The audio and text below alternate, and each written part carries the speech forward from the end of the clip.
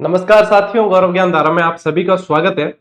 आप लोगों की काफी समय से जो है एक क्वेरी आ रही थी। काफी समय से बच्चे कह रहे थे कि सर हिंदी की क्लासेस शुरू करो, हिंदी की क्लासेस शुरू करो। पहले भी अपने चैनल पे इसी पे जीजीडी पे हिंदी की पूरी क्लासेस ग्रामर करवाई है, लेकिन उसे समय हो गया। नरेंद्र दान जी ने बहुत अच्छी हिंदी पढ़ाई थी, लेकिन उसे जो है 2-1 साल हो गए, समय हो गया। और जो बच्चे फ्रेश बैच पढ़ रहे होते तो बच्चों की ये रहती भी है कि सर अब जो है नए फ्रेश बैच में हिंदी पढ़ाई जाए। तो चतुर्थ श्रेणी कर्मचारी का मैंने आप लोगों को कहा था कि पूरा बैच जो है आप लोगों को मैं करवाऊंगा। इसके अंदर ही आप लोगों के हिंदी के टॉपिक है। उसके लिए आज अपने प्लेटफॉर्म पे एक सर आ रहे हैं। आप सभी जो है इनका मनोबल बढ़ाएं आप। मुकेश जी सर है, हिंदी विषय की लगभग 15 वर्ष का इनका बहुत अच्छा अनुभव है। बहुत सारी मेरिट दी है इन्होंने और हिंदी के अंदर बहुत अच्छी जानकारी रखते हैं और बहुत अच्छी मेहनत करना चाहते हैं आप सभी के साथ में। तो आप सभी अप्रिशिएट करेंगे मुकेश जी सर को। मैं कहूंगा मुकेश जी आगे आइए। आप बच्चे, आपका जीजीडी पे स्वागत है और बच्चे खुद स्वागत करेंगे आपका। तो मुकेश जी सर है, आप मेरे अच्छे मित्र हैं और अब आप लोगों के हिंदी के सर के रूप में जाने जाएंगे और जीजीडी पे आए हैं तो आप सभी पहचानने लग जाएंगे मुकेश जी को भी। अब इस क्लासेस में यूं है, आज सर आपसे सिलेबस डिस्कशन करेंगे। जैसे कि ये सिलेबस है ना, ये मैं सिर्फ आप लोगों को ये बता देता हूं कि आप लोगों की क्लासेस आज तो जैसे सिलेबस डिस्कस करेंगे सर, क्लासेस जो है आप लोगों की ओपीडी पर आएगी। ऑब्जेक्टिव प्रश्न धारा जो अपना चैनल है, इसी पे आप लोगों को पता है नीलेश जी सर की साइंस की क्लासेस भी आ रही है, नरेंद्र सिंह जी भाटी सर की आपके इंग्लिश की क्लासेस भी आ रही है। क्योंकि जीजीडी पे वीडियो इतने हो गए आप लोगों को मिल नहीं पाते हैं कई सारे, तो ये जो है आपकी मतलब बिल्कुल जो एक तरीके से जैसे पेड कोर्स चलता है वैसे ही अपने यहाँ पे निःशुल्क चलता है। तो ये आप लोगों को सीक्वेंस वाइज जो क्लासेस मिलेगी वो ओपीडी पे मिलेगी। 1,82,000 सब्सक्राइबर इस पे भी जुड़े हुए हैं। तो आप लोग सबसे पहला काम करेंगे, इस पे जाके एक तो सब्सक्राइब कर दे और नोटिफिकेशन ऑन कर देना। नहीं तो कई बच्चे यही कहते फिरते हैं कि सर हमें जो है नोटिफिकेशन नहीं मिला, ये वो फलाना नहीं का। तो आप लोग नोटिफिकेशन ऑन कर लेना और हर क्लास का लिंक टेलीग्राम पे भी डाला जाता है, वहां से भी आप देख सकते हो। ये ओपीडी अपना ही चैनल है, ऑब्जेक्टिव प्रश्न धारा के नाम से है और जीजीडी का ही छोटा भाई आप समझ सकते हो। ठीक है, तो क्लासेस का टाइम जो है ना, टाइम और डेज ये मैं टेलीग्राम पे आप लोगों को बता दूंगा बाद में। मंडे से वैसे क्लासेस स्टार्ट होगी आपके रेगुलर, लेकिन टाइम मैं आप लोगों को टेलीग्राम पे बता दूंगा जो टाइम स्लॉट होगा उसके अनुसार। और अब आप जो है आप मुकेश जी सर से सिलेबस समझ लीजिए, ठीक है। उसके बाद में आपकी क्लासेस जो है रेगुलर वो मंडे से आनी शुरू हो जाएगी। लो सर।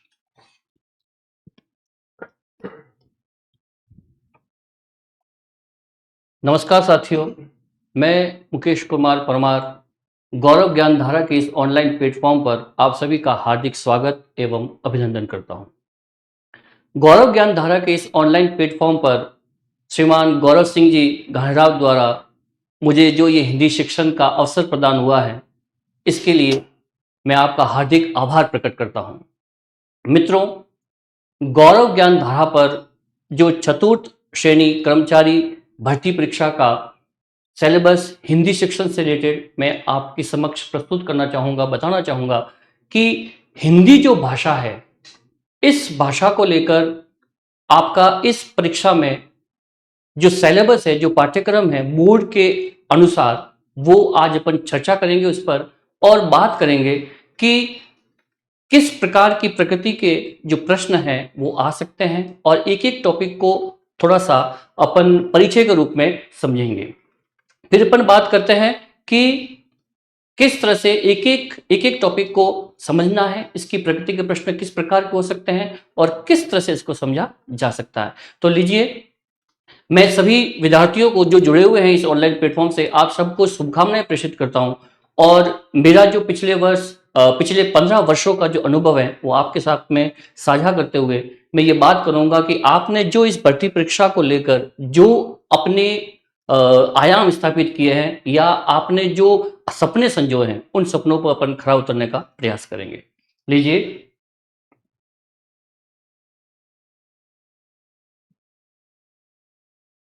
सर्वप्रथम बात करेंगे सामान्य हिंदी की। तो देखिए, चतुर्थ श्रेणी कर्मचारी भर्ती परीक्षा में आपका जो कठिनाई स्तर रहेगा वो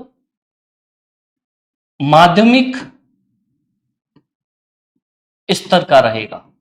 इस बात से आप सबसे पहले निश्चित हो जाए कि जो सेकेंडरी एजुकेशन है उस सेकेंडरी एजुकेशन से रिलेटेड ही आपके क्वेश्चन का कठिनाई स्तर रहेगा, प्लस आपका जो प्रश्न का टाइप होगा वो होगा एमसीक्यू, मल्टीपल चॉइस क्वेश्चन आपके रहते हैं इसमें। फिर अपन बात करते हैं भाषा की। भाषा एक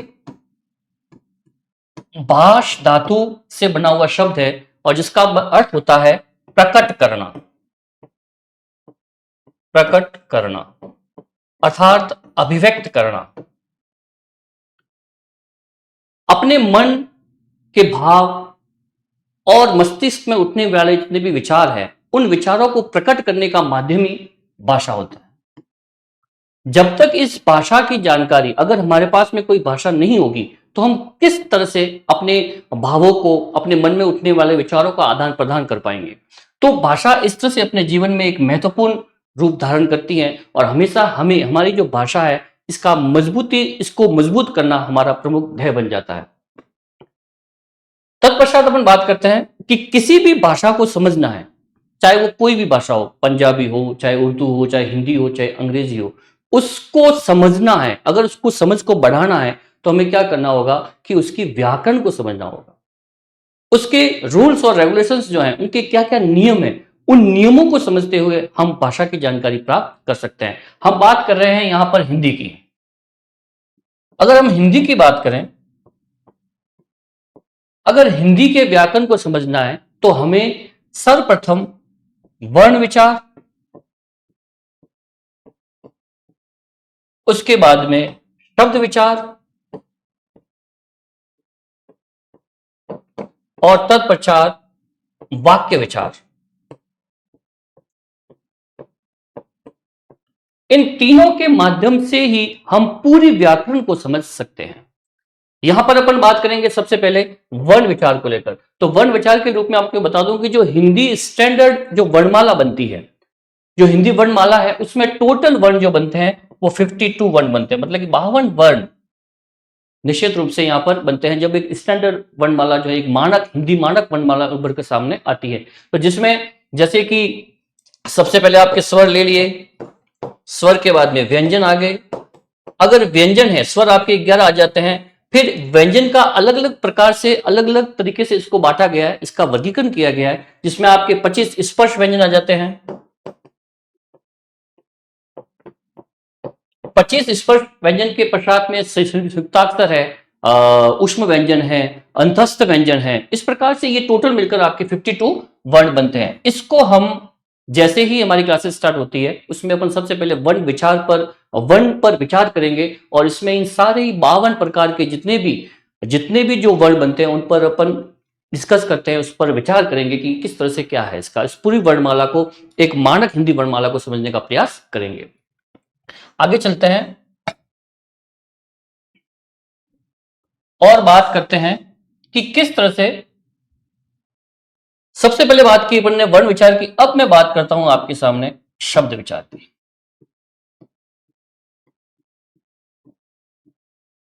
शब्द विचार में हम बात करते हैं कि सर्वप्रथम उत्पत्ति के आधार पर शब्द, उत्पत्ति के आधार पर शब्द, जिसमें जो आपके सिलेबस में है तत्सम, तद्भव, देशज और विदेशज शब्द। तत्सम शब्द उसे कहते हैं, ये उत्पत्ति के आधार पर शब्द होते हैं। जब अपन शब्द विचार करते हैं, किसी भी भाषा को पढ़ते हैं या हिंदी भाषा का अपन अध्ययन कर रहे हैं, उसके तहत देखते हैं कि जो उत्पत्ति के आधार पर जो शब्द है उसमें तत्सम, तद्भव, देशज और विदेशज शब्द निकलते हैं। तत्सम शब्द का मीन्स होता है कि जो हमारी भाषा हिंदी है, इसकी जो जननी भाषा है, जननी भाषा जो है वो संस्कृत कहलाती है। संस्कृत से आने वाले शब्द ज्यों के त्यों जब हिंदी भाषा में हम उसका उपयोग करते हैं, प्रयोग करते हैं, तो वो तत्सम कहलाते हैं। जैसे कि अपन बात करते हैं कृषक, ये जो वर्ड है, ये वर्ड अपनी ओर से पूरा तत्सम है और यदि इसको तद्भव बनाना है, मीन्स उसमें कुछ चेंज कर लेते हैं उस वर्ड को, या हिंदी में जब उपयोग किया जाएगा तो उसमें कुछ परिवर्तित रूप होगा, ये होगा किसान। जैसे एक वर्ड है कदली, और कदली का होगा केला। इस तरह से अपन बात करते हैं कि कृषक और ये कदली जो है तत्सम वर्ड है और ये जो हो जाएंगे उसके तद्भव वर्ड हो जाएंगे। इस तरह से इस सब्जेक्ट को वैसे ही बड़ा डिफिकल्ट जो है वो रहता है, लेकिन कुछ इसके रूल्स और रेगुलेशंस हैं, उस नियमों के अनुसार हम समझेंगे कि तत्सम और तद्भव में कौन से ऐसे रूल्स हैं जिसके आधार पर हम तत्सम और तद्भव में भेद कर पाए। फिर बात करते हैं देशज शब्द की। देशज शब्द मीन्स कुछ हमारी आवश्यकताएं रहती हैं, कुछ ऐसी परिस्थितियां रहती हैं जिसमें जो लोक क्षेत्रीय में जितने भी लोग होते हैं वो आवश्यकता अनुसार उन शब्दों को गढ़ लेते हैं। जैसे कि एक वर्ड है खचाखच, मुक्का। इस तरह से ये वर्ड ऐसे हैं जिनको आवश्यकता के अनुसार क्षेत्रीय लोगों ने अपना लिया और वो रूढ़ हो गए। इसे अपन कहते हैं देशज शब्द। तो ऐसे जो भिन्न प्रकार के शब्द हैं जो हमेशा पिछली कई परीक्षाओं में जिनको पूछा गया है, उन प्रश्नों की प्रकृति को देखते हुए उस टाइप के ही कुछ क्वेश्चन तैयार करेंगे, या आए हुए क्वेश्चन जो भी हैं जो पूर्व परीक्षाओं में पूछे गए हैं उनका एक संयोजन करके उसकी अपन पूरी और प्रश्नों के अंतर्गत बात करेंगे वो प्रश्न किस प्रकार के बन सकते हैं और उन्हीं प्रश्नों को वापस रिवाइज भी कर सकते हैं ताकि आने वाली इस परीक्षा में आपके लिए वो उपयोगी बन सके। फिर है विदेशज शब्द। विदेशज शब्द में इस भाषा का एक ऐसा रूप है कि कुछ राजनीतिक, कुछ आर्थिक और कुछ इस तरह से राजनीतिक कार्य रहे, विसंगतियां रही, जिसमें हमारे अंदर डच, हमारे भारत में डच, पुर्तगाली तरह के, रूसी है, जापानी है, या कुछ ऐसी समस्याओं के कारण ऐसे वर्ड हमारी हिंदी भाषा में सम्मिलित हो गए जिनको हिंदी भाषा से निकालना या समझना एक साथ में बड़ा ही मुश्किल रहता है। कई बार ऐसा प्रतीत होता है जैसे हिंदी का ही वर्ड है, लेकिन ये वर्ड जो होता है वो अलग होता है। जैसे ऐसे एक वर्ड है रिक्शा। अब ये रिक्शा वर्ड जो है हम हमेशा इस वर्ड को देखते हैं, हर कोई इसका यूज भी करता है, लेकिन ये वर्ड जो है वो जापानी है।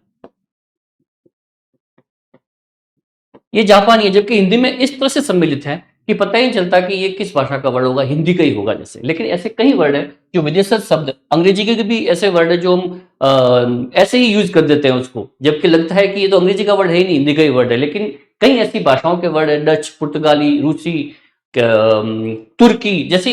ये जो हिंदी शब्द है, जो हमारी हिंदी भाषा का वर्ड है, ये हिंदी भाषा का वर्ड भी जो है ये फारसी शब्द है खुद। हिंदी भाषा का जो ये हिंदी वर्ड है, जो हिंदी शब्द है, ये फारसी भाषा का शब्द है। प्लस जो उर्दू है, ये अपने आप में तुर्की शब्द है। तो ऐसे कई शब्द हैं जिसे हम देखते हैं कि जो हमारी भाषा में इस तरह से सम्मिलित हो चुके हैं कि हम उनमें भेद नहीं कर पाते हैं। तो ऐसे ही कुछ विशेष उदाहरणों के तहत हम देखेंगे कि किस तरह से कौन कौन सा वर्ड जो है वो किस किस भाषा से हैं, और ऐसे प्रश्नों की प्रकृति को देखते हुए अपन आगे बढ़ते जाएंगे। फिर अपन बात करते हैं तत्सम तद्भव। हमने बात की शब्द विचार को लेकर, अब अपन बात करते हैं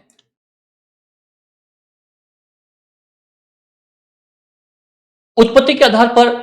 जिस तरह से अपन ने बात की इस बार कि उत्पत्ति के आधार पर जो प्रयोग है, तत्सम, तद्भव, देशज और विदेश शब्द की बात की, अब अपन बात करते हैं प्रयोग के आधार पर।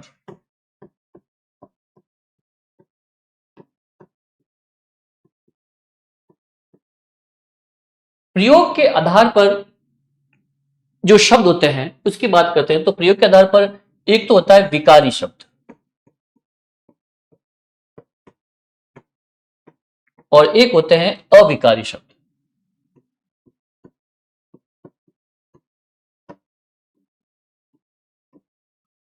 अब इस अविकारी शब्द का मीन्स ये होता है कि कुछ शब्दों का स्वरूप है वो लिंग, वचन, कर्ता, कारक के द्वारा उसमें कुछ परिवर्तन हो जाता है। तो ऐसे जो हैं वो विकारी शब्द कहलाते हैं। और अविकारी शब्द ऐसे होते हैं जिनका स्वरूप जो है, जिन शब्दों का जो स्वरूप है वो लिंग, वचन, कारक, कर्ता के अनुसार किसी भी प्रकार से कोई परिवर्तन उसमें नहीं होता है, वो अविकारी कहलाते हैं। अब विकारी शब्द जो है वो आपके सिलेबस में शामिल है, वो है संज्ञा, सर्वनाम, विशेषण एवं क्रिया। ये शब्द आपके, ये जो विकारी शब्द है, ये जो टॉपिक है, ये आपके सिलेबस में है और इन्हें बेहतरीन तरीके से हमें करना होगा। क्यों? क्योंकि ये लगने में तो इस टाइप के लगते हैं, ये टॉपिक, ये बिंदु इस टाइप के लगते हैं कि बहुत ही सरल होंगे, लेकिन जब इनसे बनने वाले जो क्वेश्चन होते हैं वो बहुत ही विशेष होते हैं और कई बार हमें अचंभे में डाल देते हैं कि इसका ये भाववाचक है या जातिवाचक है, क्या है। जैसे कि संज्ञा का अपन एग्जाम्पल लेते हैं। संज्ञा में जैसे कई बार क्या होता है कि जातिवाचक से इसको भाववाचक में चेंज करना है। इस प्रकार के प्रश्नों की प्रकृति हमेशा आने वाली प्रतियोगी परीक्षाओं में देखी जाएगी और देखी गई भी है पूर्व में, ठीक है ना। जैसे कि एक वर्ड है बुढ़ापा, ये कई बार कई प्रश्नों में पूछा गया है इसको। अब ये बुढ़ापा जो है ये एक भाववाचक है, लेकिन इसमें जो शब्द है वो है बूढ़ा। अब ये क्या है? जातिवाचक है। जाति, बूढ़ों का एक प्रकार बताया गया है और इस तरह से इसका जो है वो मीनिंग बनता है। अब इस बुढ़ापा में बूढ़ा शब्द जो है वो जातिवाचक है और बुढ़ापा एक भाववाचक संज्ञा है। तो ये आपको पता होना होगा कि ये बुढ़ापा जो शब्द है वो कौन सी संज्ञा है, फिर ये किस मूल शब्द से बना है और वो मूल शब्द कौन सी संज्ञा है। तो इस प्रकार के क्वेश्चन आपके सामने आ सकते हैं और हमेशा इसी प्रकार से आपके प्रश्न पूछे भी जाते हैं। फिर अपन बात करते हैं जैसे विशेषण। विशेषण वाले शब्द होते हैं, जैसे कि एक वर्ड है, अब बात करते हैं जातिवाचक से भाववाचक, और इस तरह से देखेंगे कि जातिवाचक से भाववाचक में अपन बात करते हैं बुढ़ापा और बूढ़ा शब्द। फिर जैसे कि एक वर्ड हो गया, अब सर्वनाम पर लेते हैं अपन, तो ये संज्ञा में मुझे एग्जांपल याद नहीं आ रहे, सॉरी, लेकिन ये चीजें ऐसी है कि इसको अपन जातिवाचक से भाववाचक या भाववाचक से जातिवाचक में अपन चेंज कर सकते हैं। इस प्रकार के क्वेश्चन आपको देखे जाएंगे। फिर सर्वनाम के प्रकार होते हैं जो 6 प्रकार के रहते हैं, ठीक है ना। और विशेषण जो है 5 प्रकार के रहते हैं, गुणवाचक है, परिमाणवाचक है, वो आपको देखना है। उसमें एक एक को एग्जाम्पल के तरीके से अपन देखने का प्रयास करेंगे। फिर क्रिया है, तो क्रिया में जो कर्म के आधार पर जो क्रिया है वो जैसे सकर्मक और अकर्मक। कर्म के सहित जिसमें कर्म है, कर्ता के द्वारा जो क्रिया की जाती है उसका कर्म पर अगर फर्क पड़ता है तो वो सकर्मक है, और अगर जिसमें कर्म नहीं है तो वो अकर्मक रह जाएगी। इसके आधार पर क्रिया में कर्म के आधार पर भी होती है, काल के आधार पर भी रहती है, अलग अलग प्रकार की क्रियाएं होती है, उन सबको अपन समझने का प्रयास करते हैं। फिर ये विकारी शब्द पूर्ण होने के पश्चात अपन फिर बात करते हैं, ये संज्ञा सर्वनाम विशेषण क्रिया क्लियर हो जाती है। उसके अपन बात करते हैं कि संधि प्रकार एवं संधि विच्छेद। अब संधि अपने आप में एक ऐसा विषय है जो आपके कहीं ना कहीं प्रश्न को आपकी मजबूती प्रदान करता है। अगर संधि को लेकर क्वेश्चन हमेशा अधिक पूछे जाते हैं और संधि को समझने के लिए आपको जरूरी है सबसे पहले वर्णमाला का अध्ययन। जैसा मैंने आपको पहले कहा कि वर्णमाला का अध्ययन आपको विशेषतः संधि के लिए पुष्ट करेगा। संधियां 3 प्रकार की होती है, जिसमें स्वर संधि है, व्यंजन है और विसर्ग है।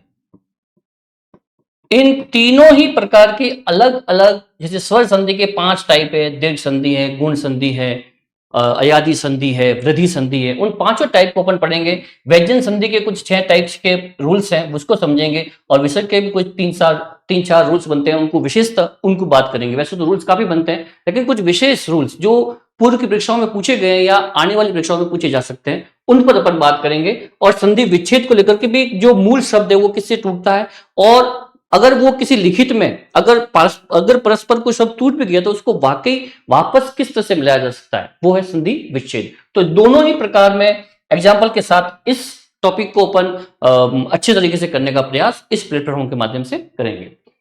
फिर बात आती है उपसर्ग और प्रत्यय की। तो उपसर्ग जो है, इसमें ये जो सर्ग है, इस सर्ग शब्द का मीन्स है निर्माण करना या जोड़ना। सामान्य सी बात तो आपको पता है कि उपसर्ग में क्या होता है कि किसी शब्द के आगे जोड़कर ये शब्द में विकार उत्पन्न कर देता है, ठीक है ना। तो उपसर्ग मीन्स टोटल हिंदी में 22 प्रकार के उपसर्ग, इसमें अति, अधि, अनु, अप, अभि, वा, उत, उप, दुर, दुस, इस प्रकार के कुछ जो 22 पूरे ही उपसर्ग बनते हैं। उन 22 प्रकार के उपसर्गों के उदाहरणों सहित हम बात करेंगे और किस तरह से कौन सा प्रश्न कौन सा जो शब्द है उसमें उपसर्ग है और मूल शब्द कौन सा है, उसमें भेद करना और किस तरह से निकालना, ये हम विशेषतः उपसर्ग की क्लास में सीखेंगे और उदाहरणों के माध्यम से उसको समझने का प्रयास भी करेंगे। फिर बात आती है प्रत्यय की। ध्यान रहे, उपसर्ग जब समझ में आ जाते हैं तो वो आपको संधि में हेल्प करते हैं।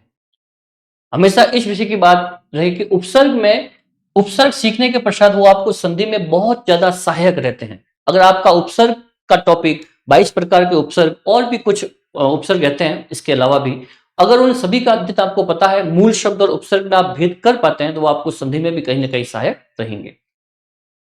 फिर बात करते हैं प्रत्यय की। तो प्रत्यय तद्धित और कृत प्रत्यय होते हैं और ये अपने आप में एक स्वतंत्र बिंदु है, स्वतंत्र बिंदु रहता है और इसको अपन उदाहरणों के माध्यम से समझने का प्रयास करेंगे।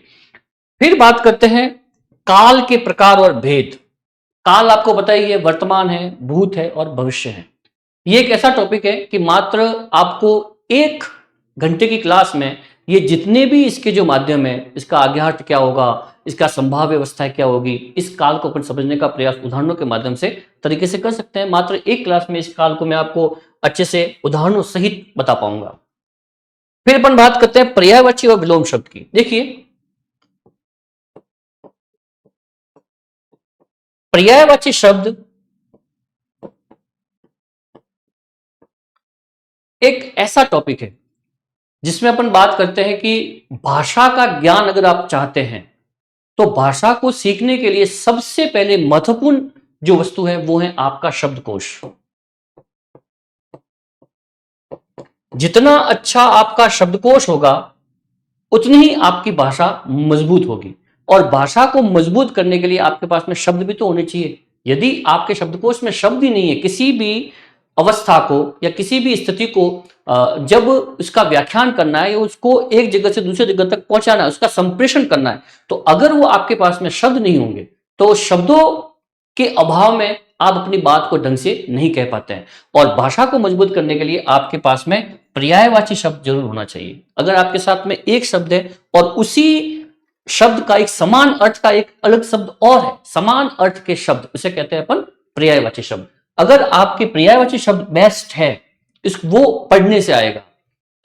आप बुक को कितनी बार पढ़ते हैं, आपने पर्यायवाची शब्द को कितनी बार रीड किया, अलग अलग प्रकार से कौन कौन से शब्द आपने देखे हैं, पाहन देखा, पहुन देखा, पाषाण देखा, इस तरह से एक एक शब्द के कितने अर्थ, समान अर्थ वाले आप शब्द जानते हैं, वो आपके शब्दकोश को मजबूत करेंगे। और जब आपका शब्दकोश अच्छा होगा तो आपकी भाषा भी मजबूती प्रदान करेगी। और जब पर्यायवाची शब्द आपके अच्छे होंगे तो विलोम शब्द, अनेकार्थक शब्द जैसे टॉपिक भी आपको अच्छे से समझ में आएंगे और वो भी आपकी भाषा को मजबूती प्रदान करेंगे। फिर ये विलोम शब्द है और अनेकार्थक वर्ड भी आपके सामने पूछे जा सकते हैं, एक ही वर्ड के अनेक अर्थ।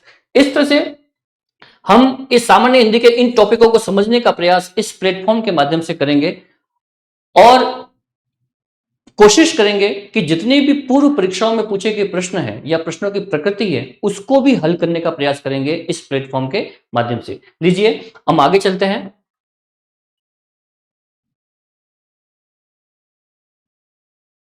आशा है मैं जो पढ़ा रहा हूं वो आपको, मेरा जो संप्रेषण है वो आप तक पहुंच रहा होगा। प्रयास करूंगा कि और अच्छे तरीके से मजबूती और आत्मविश्वास के साथ आपके समक्ष में प्रस्तुत हो पाऊं।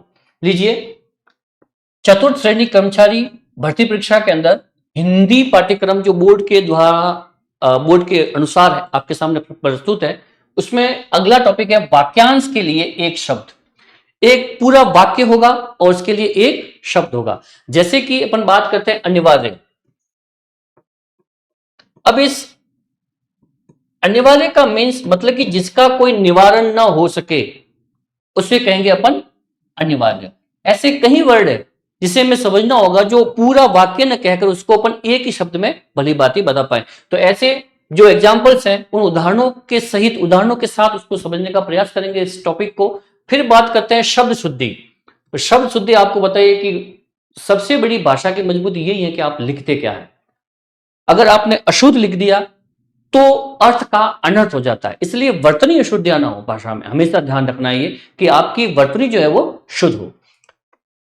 ऐसे शब्द शुद्धि में हमेशा जहां पर जिस जिस परीक्षाओं में हिंदी का सिलेबस रहता है, पाठ्यक्रम रहता है, अंक भार रहता है वहां पर ये शब्द, ये टॉपिक जो है हमेशा रहता ही रहता है। इससे कई बार जैसे आशीर्वाद शब्द है, ये हमेशा पूछा जाता है। ऐसे कई वर्ड है जो आपके स्तर के अकॉर्डिंग मैं बात कर रहा हूं, तो वो चीजें जो है यहाँ पर पूछी जाएगी। ऐसे कई वर्ड है जिस पर अपन बात करेंगे। फिर वाक्य शुद्धि। अब देखो, वर्तनी संबंधी अशुद्ध को छोड़कर वाक्य से संबंधित अशुद्धियां।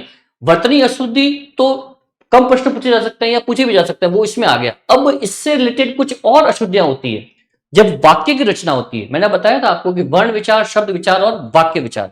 अब वाक्य में क्या होता है कि वाक्य में जैसे कि पद क्रम, बच्चे को काटकर फल खिला, एक एग्जाम्पल है, बच्चे को काटकर फल खिला। अब ये पद क्रम की भूल है यहां पर।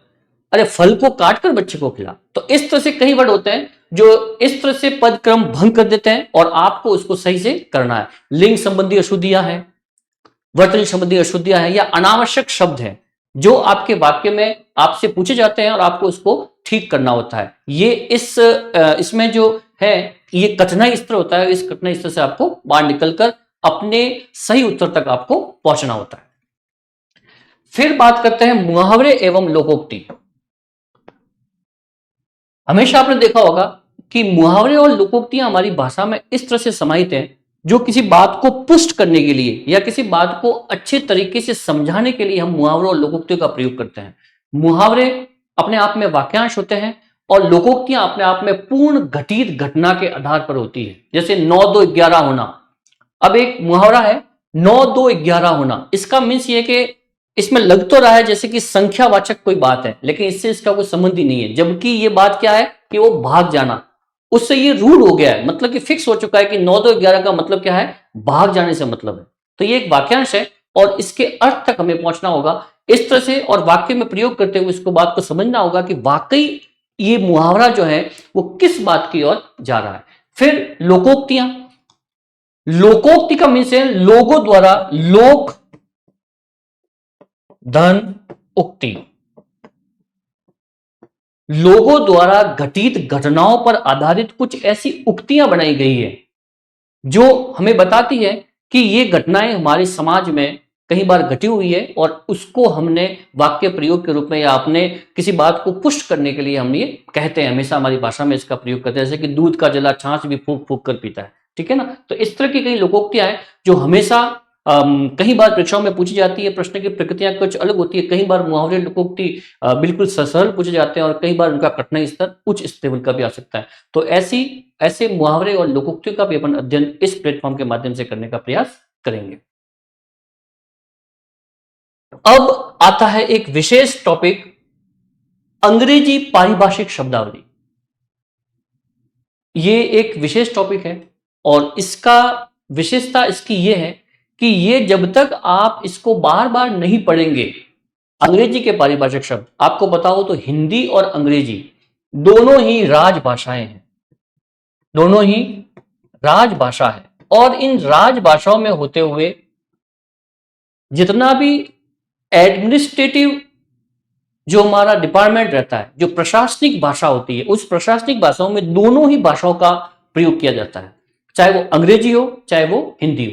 जैसे कि एक वर्ड है, इसमें क्या होगा, आपके सामने हिंदी वर्ड दे दिया गया है, उसको इंग्लिश में क्या कहते हैं, या इंग्लिश वर्ड दे दिया इसको हिंदी में क्या कहते हैं। अब यहां पर दोनों ही प्रकृति से प्रश्न पूछा जा सकता है और हो सकता है कि हिंदी विषय है तो आपके सामने सिर्फ एक अंग्रेजी का वर्ड दे दिया, इसको हिंदी में क्या कहते हैं, ये आपको पता होना चाहिए।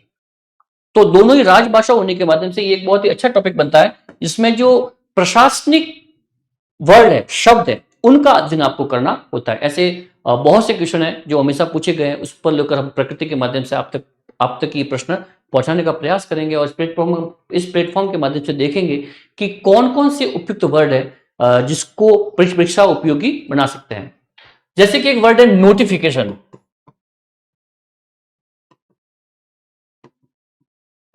अब इस नोटिफिकेशन को हिंदी में क्या कहेंगे, तो अधिसूचना।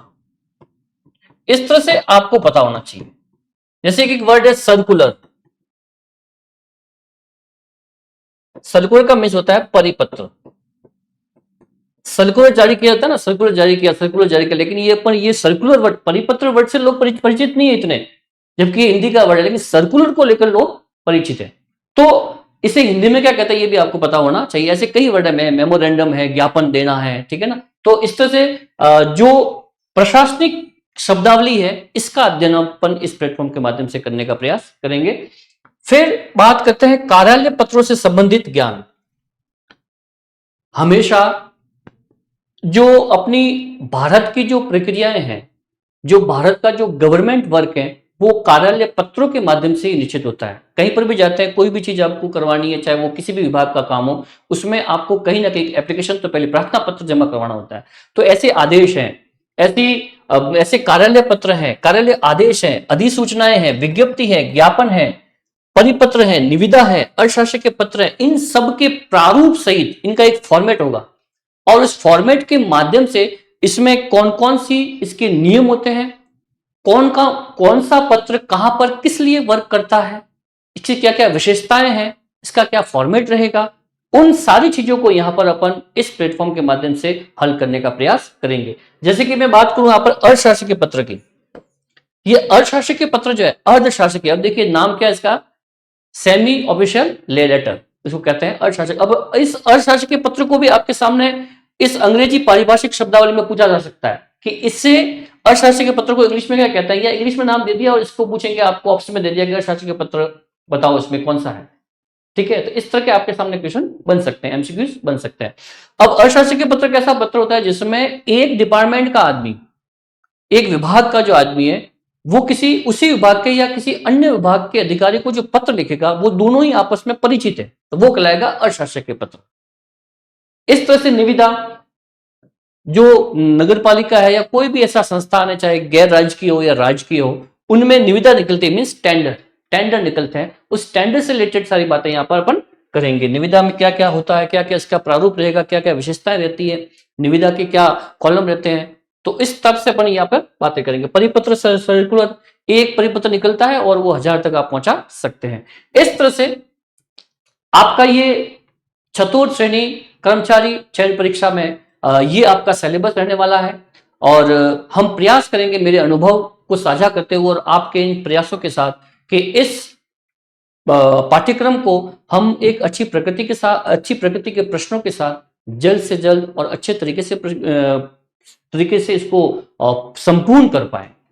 आइए जल्द ही इन क्लासों में अपन बात करेंगे हिंदी को लेकर। अगर इसमें कोई समस्याएं हो तो आप कमेंट करके मुझे बता सकते हैं। धन्यवाद।